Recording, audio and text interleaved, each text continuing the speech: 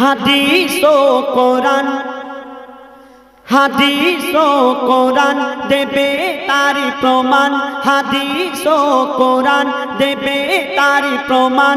মায়ের সেবা আগে পিতার সেবা পরে, এমন কথা বলেন শেষ পয়গম্বরে। হাদিস ও কোরআন, হাদিস কোরআন প্রমাণ দিচ্ছে মায়ের সেবা আগে করো, পিতার সেবা পরে করো। তুমি বলো তো আল্লাহ কাকে আগে সৃষ্টি করেছে, বাপকে না মাকে? আল্লাহ আগে কাকে? পীর আদমকে সৃষ্টি করেছে। কে আগে এলো, বাপ আগে না মা আগে? বাপ আগে এসেছে, কিন্তু আল্লাহ পাক মাকে বেশি সম্মান দিয়েছেন। শোনো, তোমারি বাবা হলো জিন্দা কাবা, তোমারি বাবা হলো জিন্দা কাবা। আর প্রথম খোদা গড়লো সবার পিতা আদম, তারপরে মা হাওয়াকে করিল সৃজন। তোমারি বাবা। আচ্ছা হুজাইফা, তুমি যে বললে পিতা আদমকে আল্লাহ পাক সর্বপ্রথম সৃষ্টি করেছে, তাই বাপের সম্মান বেশি বা বাপ বড়। কিন্তু একটা কথা বলি, মা জননী 10 মাস 10 দিন গর্ভে ধরে আমাদের কত কষ্ট করে জন্ম দেয়। এই কষ্টটা মাকে যদি না দিয়ে বাপকে দেওয়া যেত, বাপকে দেওয়া যেত। মার কাজ মা করবে, বাপের কাজ বাপ করবে। এটা তুমি মাকে বলে ভ্যান চালাতে পারবে? পারবে না। তুমি যদি মাকে বলে গাছে ওঠো, পারবে? ওইগুলো বাপের কাজ। এই মাইক আমাদের পশ্চিমবাংলায় সব বাপেরাই বাড়ে, ছেলেরা। আমি যদি দাদাকে বলি একটু বেশটা বাড়িয়ে দাও, বাড়িয়ে দেবে। বাড়াতে বলিনি, আমি এমনি বলছি। যদি ওনাকে বলি বাড়িয়ে দাও, বাড়িয়ে দেবে। একটু ইকো দাও, বাড়িয়ে দেবে। কিন্তু তুমি একটা মাকে ধরে এনে বলো একটু ইকো বাড়িয়ে দাও, এমন ইকো দেবে অনুষ্ঠানের পুরো ইকো হয়ে যাবে। অর্থাৎ বাপের কাজ বাপ পারবে, মার কাজ মা পারবে। বাপের কাজ বাপ পারবে, মায়ের কাজ মা পারবে। কিন্তু হুজাইফা শুনে রাখো, বাপের কাজ মা পারবে, কিন্তু মায়ের কাজ বাপ পারবে না। কেন বলো তো? এখন যদি আমার মায়েদের বলি মা একটু ইকোটা বাড়িয়ে দাও তো, বেসটা বাড়িয়ে দাও তো, ওনারা জানে না তাই পারবে না। কিন্তু আমার মায়েদের যদি প্র্যাকটিস করানো যায়, আজ না হয় 1 মাস 2 মাস 3 মাস পরে ঠিক বেস ইকো কি আছে সব বাড়িয়ে দেবে। কিন্তু দাদাকে যদি বলি দাদা তুমি একটা সন্তান জন্ম দাও তো, উল্টো পাল্টা কথা না, তুমি সুরে বলো, হবে না। শোনো, বলো। কত যত না সহিল গর্ভে তোমার ধরে, শুনছো? কত যত না সহিল গর্ভে তোমার ধরে, রক্ত মাংস খেয়ে বাঁচলি মায়েরই উদরে। স্নেহময় মাঝে আমার মমতারি চাদর, কত আঘাত সয়েছে মা, করেছে তোর আদর। মায়ের সেবা না করিলে দোয়া হবে না কবুল, মায়ের সেবা না করিলে দোয়া হবে না কবুল। মাকে ভালোবাসলে খুশি হবে আল্লাহ রাসূল। হুজাইফা তুমি বলো আর জ্ঞানের আঁখি খোলো, হুজাইফা তুমি বলো আর জ্ঞানের আঁখি খোলো। আমি আবুল কালাম মায়ের গোলাম, মা আমার জান্নাতের সমান। আমার মায়ের দোয়া থাকলে সাথে ছোঁবে না জাহান্নাম। মায়ের দোয়া সাথে থাকলে জাহান্নাম ছোঁবে না। মা খাইয়েছে, মা পরিয়েছে, মা 10 মাস 10 দিন গর্ভে ধরেছে, মা লালন পালন করেছে, মা দুধ পান করিয়েছে, মা পেশাব পায়খানা পরিষ্কার করেছে, মা গর্ভেতে রক্ত মাংস খাইয়ে মানুষ করেছে, মা সবকিছু করেছে। তুমি বলো তোমার মা যে খেয়ে পরিয়ে এত বড় যে তোমাকে করে তুললে আবুল কালাম তুমি হলে, তো তোমার বাপ যদি বাজার হাট না করে দিত, তোমার মা কি পানি খাইয়ে মানুষ করেছে? বাপকে লাগবে কেন? বাজার যদি না করে দেয় বাবা, খাওয়া হবে না? কি করে খাওয়া হবে? এই চারঘাট যাও, ওখানে কত হোটেল রয়েছে, হোটেল থেকে কিনে এনে খেয়ে নেবে। হোটেলে গিয়ে বলে আমার মা দিতে বলে যে দিয়ে দেবে নাকি? টাকা দিয়ে কিনে আনবো। টাকাটা তোমার বাপ রোজগার করে নাকি? আমি ঠিক বলছি, বাপ তো রোজগার করে আনবে, তো মা কোথায় পাবে? জিজ্ঞাসা করো আমার মায়েদের কাছে টাকা নেই কি করে পাবে? লক্ষ্মীর ভান্ডারে 500 টাকা করে পায়। তো 500 টাকায় কদিন চলবে? আবার ফের মাঠে ঘাটে এখন মায়েরা পটল তুলছে, কত কি। আচ্ছা যাই হোক, তুমি বলছো মায়েরা, আচ্ছা একটা এতিম ছেলেকে জিজ্ঞেস করবে মা না থাকলে কত কষ্ট, আর তোমার মায়েদেরই জিজ্ঞেস করবে কোনোদিন যে তোমার বাপ যদি বিদেশে কাজে চলে যায় না, মায়ের কত কষ্ট হয় জানো? বাপ যদি বিদেশে কাজে চলে যায়, মায়ের কষ্ট হলে মা নানির বাড়ি চলে যাবে। মা নানির বাড়ি চলে যায়, আর মামারা শুধু খাওয়াবে। শোনো, তুমি এমনি মানবে না। শোনো, ওই যার ওসিলাই এলে ধরাই পিতা জন্মদাতা। তুমি কি বিনা বাপ পেয়েছো? বাপ না হলে দুনিয়ায় আসতে পারবে না। শোনো, ওই যার ওসিলাই এলে ধরাই পিতা জন্মদাতা, আর পিতার মনে তাই কখনো দিও না গো ব্যথা। তুমি পিতার মনে তাই কখনো দিও না গো ব্যথা। আর কেটে কেটে খেটে খেটে বাবা মাথার ঘাম পায়ে ফেলে, শুধু মাই করেছে মাই করে, যারা দিনমজুরি কাজ করে, টেরে বাসে হকারি করে, ওই রোদে মাঠে ঘাটে চাষ করে, তাদের জিজ্ঞেস করবে বাপ হতে গেলে কত কষ্ট একটা ছেলেকে মানুষ করতে, শুধু মা করেছে, বাপের কোনো দাম নেই। শোনো তাহলে, ওই কেটে কেটে বাবা মাথার ঘাম পায়ে ফেলে, আর রক্ত পানি করে আগার মুখে দেয় তুলে, আর পিতা জাগার দুনিয়াতে নেই, দুনিয়া তাগার আদার, পিতা জাগার দুনিয়াতে নেই, দুনিয়া তাগার আদার, পিতা না থাকলে হাজার রকম সইতে হয় অত্যাচার। বলো বলো আবুল কালাম দুনিয়াতে বেশি কার দাম, বলো বলো আবুল কালাম দুনিয়াতে বেশি কার দাম, যার পিতা আছে তার কাছে আছে দুনিয়ার খাজানা, আর পিতা না থাকলে তোমার মায়েদের জীবন সুখে থাকবে না তোমারই বাবা।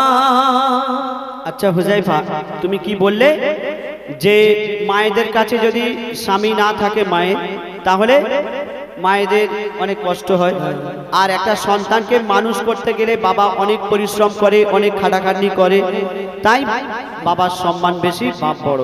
কিন্তু হুজাইফা একটা কথা বলি, যতই বাবা পরিশ্রম করুক যাই করুক, তবু আল্লাহ পাক মাকে বেশি সম্মান দিয়েছেন। কেন শুনবে?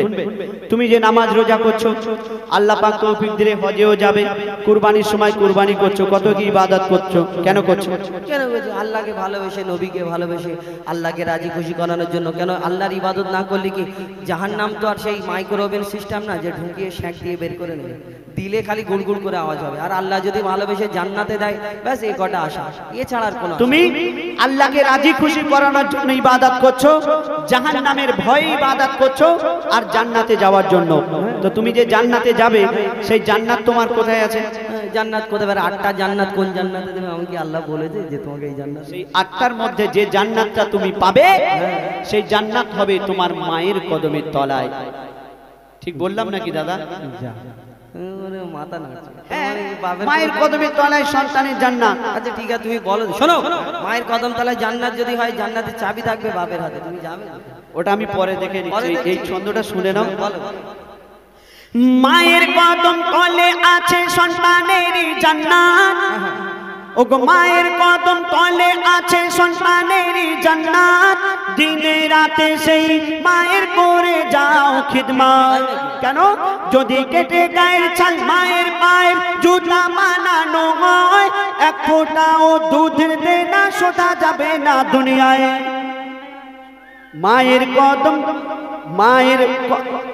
মা যদি বদদোয়া করে জীবন তোমার বরবাদ, মা যদি বদদোয়া করে জীবন তোমার বরবাদ, মায়ের মনে আঘাত দিলে আরো সে লাগে আঘাত।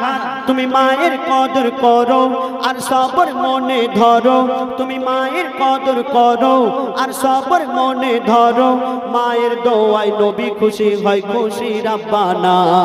তুমি মায়ের মনে কষ্ট দিলে জান্নাত পাবে না। মায়ের মনে কষ্ট দিলে জান্নাত পাবে না। মা খুশি হলে আল্লাহ খুশি হয়, মা খুশি হলে নবী খুশি হয়। মায়ের মনে কষ্ট দিলে খোদার আরশ কেঁপে যায়। আর মায়ের পায়ের তলায় জান্নাত। আর জান্নাতের পরে কি কেউ বলে আমি জান্নাতে যাবো, জান্নাতে যাবো, আর মায়ের পায়ের তলায় জান্নাত, তো মনে করলে কি খুশি। অত সহজ কদমের তলায় জান্নাত, অবশ্যই মায়েরা কত খুশি হবে। ভাই একটু চেষ্টা করবো নাকি? সব ব্লু পাঞ্জাবি পরে বসে আছে, একটু আওয়াজ দাও। শুধু বসে থাকলে হবে না, দেখি বাপেদের কথা। নারাই তাকবীর। তকবীর দিচ্ছে তো বিয়ে হবে না, বদদোয়া দিচ্ছে। শোনো আমি কি বলছি, কেন সামনে আমার কাকারা বসে আছে বা ভাইরা বসে আছে, এনারা বলেছে তোরা যতই তকবীরতে মরে যা এখানে, কিন্তু আজকে আল্লাহু আকবার বলবো না, প্রতিজ্ঞা করেছি। কেন বলো? সেই থেকে তুমি এত নারাই তাকবীর দিয়েছো, শুধু একটু আগে কি বললো, খিদে পেয়েছে। আগামীকাল তামারকের ব্যবস্থা আছে তো, তাহলে একটু খিদে করে নিন না, অসুবিধা কি আছে, বেশি করে খেয়ে নেবেন কালকে। আচ্ছা যাই হোক, কথা বাদ দিন। আমি একটা কথা, যে মায়ের পায়ের তলায় জান্নাত, আর এরপর আর কিছু নেই। তাহলে তুমি শোনো, একটু মন দিয়ে শুনবে, ঠিক আছে? ওই পিতা আদমের পাঁজর হতে মা হাওয়াকে বানায়, ওই পিতা আদমের পাঁজর হতে মা হাওয়াকে বানায়, সেই হাওয়ার জান্নাত রাখিল আল্লাহ আদমের পাগের তলায়, সেই হাওয়ার জান্নাত রাখিল আল্লাহ আদমের পাগের তলায়। আরে ও কালাম ভাই বলো, ওগো ও কালাম ভাই, পিতাকে তুমি করো না অবহেলা। আরে ও কালাম ভাই, পিতাকে তুমি করো না অবহেলা, আর তোমার মায়ের জান্নাত তোমার বাপের পাগের তলা। কি হইল? বুঝলে কিছু না? বুঝেছি, আমার মায়ের জান্নাত আমার বাপের আর শুনবে? বলো বলো। আরে ও কালাম ভাই পিতাকে তুমি করো না অবহেলা, আর তোমার মায়ের জান্নাত তোমার বাপের পায়ের তলা। আর বাপের কি মর্যাদা তুমি বুঝবে কেমন করে, বাপের কি মর্যাদা তুমি বুঝবে কেমন করে। বাপকে জিনিস জিজ্ঞেস করো এতিম ছেলেকে ধরে, যারা আজকে পিতা হারা তারা দুনিয়ায় বেসাহারা, যারা আজকে পিতা হারা তারা দুনিয়ায় বেসাহারা। তাই পিতার মনে তুমি কোনোদিন দুঃখ দিও না। আর শোনো, মোর নবী মোহাম্মদ বিশ্ব পিতা ভেবে দেখো না তোমারই বাবা। আচ্ছা একটা কথা বলো হুজাইফা, তুমি যে বললে আমার মায়ের জান্নাত হ্যাঁ। আমার বাপের পায়ের তলা, হ্যাঁ ঠিক বলি। আর আমার বাপের জান্নাত কোথায় হবে? বাপের জান্নাত মানে তার মা, মানে দাদি। দাদি। তো দাদিটা কি ছেলে না মেয়ে? কি হাসি দেন, দাদিটা যদি মেয়ে হয় আর বিনা দাদাতে কি দাদি হয়ে গেল? দাদার সঙ্গে যদি দাদির বিয়ে না হতো দাদি হতো? আর সেই দাদা তুই বলে তার মা, হ্যাঁ, আমি বলবো তার বাপ। কেন পিতা আদম মা হাওয়া থেকে সৃষ্টি, হ্যাঁ। কত পিঢ়ির হয়ে আসছে কেউ জানি না। তার বাপ তার মা, তার বাপ তার মা, তার বাপ তার মা, তার বাপ তার মা, তার বাপ তার মা, তার বাপ, মানে এই পিঢ়ির পিঢ়ি। সেই সাথে মা হাওয়া, তারপরে মা হওয়া, মা হওয়ার পরে কি পিতা আদম, হ্যাঁ, তারপরে তারপরে কি কেউ নেই? হ্যাঁ তোর ভাড়ে কপ্পু শেষ। কপুর বের করবো, কপুর বের করলে আবার এই ঈদগাতে একটাও মাছি বসবে না জানো। আর আমি যদি বের করি কোনোদিন মশা ঢুকবে না এখানে। ঝগড়া করে লাভ নেই, কাল জলসা আছে। শোনো বলো। ও হুজাইফা আমার মনে হয়, ও হুজাইফা আমার মনে হয় এই ঝগড়ার শেষ হবে না। ও হুজাইফা আমার মনে হয় এই ঝগড়ার শেষ হবে না। বাপ মা ছাড়া কোনো সন্তান দুনিয়াতে আসে না। আরে ও কালাম ভাই এবার তুমি সোজা রাস্তায় এসো। এতক্ষণ শুধু সোজা মামা রাস্তায় তো করছে। আসলাম মুসলান্দাপুর থেকে একদম সোজা। হ্যাঁ, এতক্ষণ শুধু মামা করছে, বাপ মা দুজনকে লাগবে, শুধু মামা করলে হবে না। শোনো, আচ্ছা। আরে ও কালাম ভাই এবার তুমি সোজা রাস্তায় এসো। আর তোমার ভাড়ে গোপন নেই তাই ফাঁকা চেয়ারে বসো। আরে ও কালাম ভাই এবার তুমি সোজা রাস্তায় এসো, আর ঝগড়া করতে পারবে না তাই শেষের দিকে এসো। পিতা মাতার সেবা করো ও গো মুসলমান, পিতা মাতার সেবা করো ও গো মুসলমান, পিতা মাতার সেবা করো ও যাইবা ও কালাম। বল এ মেঘান্নান কদর করো দুজনারই সমান। হাদিস ও কোরআন তোমারি বাবা দেবে তারি প্রমাণ। হলো জিন্দা কাবা। মায়ের সেবা আগে পিতার সেবা পরে। প্রথম খোদা গড়লো সবার পিতা আদম, এমন কথা বলেন শেষ পয়গম্বরে। তারপরে মা হাওয়াকে করিল সিজদ। হাদিস ও কোরআন তোমারি বাবা। যাই হোক, এই গজলের উদ্দেশ্য খারাপ না, এতটুকু শুনেছেন, আর 2 মিনিট শুনে যান। এই গজলের উদ্দেশ্য আমাদের কিন্তু বোঝাবার একটাই উদ্দেশ্য, এটা হলো ও বলল মা আমাদের জন্য কি কি করে, মা কতটা ইম্পর্টেন্ট আমাদের জন্য, এবং বাপও আমাদের জন্য কি কি কাজে লাগে। আমরা কি করি দেখবেন, এই আমার দাদারা উঠে যাচ্ছে, কি জ্বালা। এই 2 মিনিট বললাম, অনুষ্ঠান শেষ হয়ে গেছে। আমি বললাম এই গজলটা শুনলেন, কিন্তু এর কথাটা মূল উদ্দেশ্য কি আমাদের, এটা আপনাদের বোঝাতে চাই। হয়তো আপনারা বলবেন কি গজল হলো, কিন্তু এর উদ্দেশ্য এটাই যে মা আমাদের জন্য কি কি করে আমরা সব জানি। কেন? জুম্মার দিন খুতবার সময় যখন ইমাম সাহেব খুতবা দেয়, বক্তব্যের মাধ্যমে বলে, ও আমার বাবাজিরা, মায়ের কদম তলায় জান্নাত, মাকে খুশি করলে আল্লাহ খুশি হবে, মাকে রাজি করলে আল্লাহ রাজি হবে। আর জলসার মাধ্যমে, জলসার সময় মৌলানা সাহেবরা বলে, মায়ের কদম তলায় জান্নাত, মাকে খুশি করলে আমরা স্বার্থেতে শুধু মাকে বেশি ভালোবাসি।